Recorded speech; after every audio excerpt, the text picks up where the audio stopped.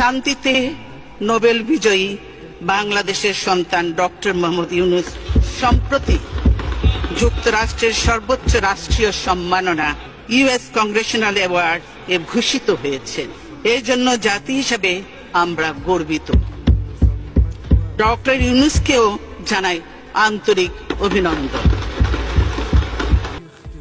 পদ্মা সেতুতে নিয়ে যে ওখান থেকে পদ্মা নদীতে টুস করে ফেলে দেওয়া উচিত, তাকেও আবার পদ্মা নদীতে দিয়ে দুইটা চুবনি দিয়ে উঠাই নেওয়া উচিত, মরে যাতে না যায়। একটু পদ্মা নদীতে দুইটা চুবনি দিয়ে সেতুতে তুলে দেওয়া উচিত। ডক্টর ইউনূস উনি পশুর ডাক্তার না মাছের ডাক্তার না গরুর ডাক্তার না বাংলাদেশের মানুষের সর্বনাশের ডাক্তার? 80 বছরের রাষ্ট্রপতি যদি এত বড় বক্তব্য লিখতে পারে, 75 বা 70 বছরের ডক্টর ইউনূস আমি মনে করি গ্রামীণ ব্যাংকের এমডি পদে ভালোভাবেই থাকতে পারত। ডক্টর ইউনূস আমাদের মতো না। আমার ফোনে সবচেয়ে বড় ভিআইপি ফোন করে জয়নাল আবেদিন ফারুক সাহেব, আর ডক্টর ইউনূসের ফোনে ফোন করে হিলারি ক্লিন্টন। মনে রাখতে হবে সে কোথায় উঠে গিয়েছেন। ডক্টর ইউনূসের এই ব্যাপারটা অ্যামিকেবলি সেটেল করা যেত। আই হ্যাভ উইটনেসড ইট। আমি নিজে দেখেছি বিবিসিতে হোয়াইট হাউস স্পোকসম্যান বলছে we are deeply concerned, this is Yunus allergy.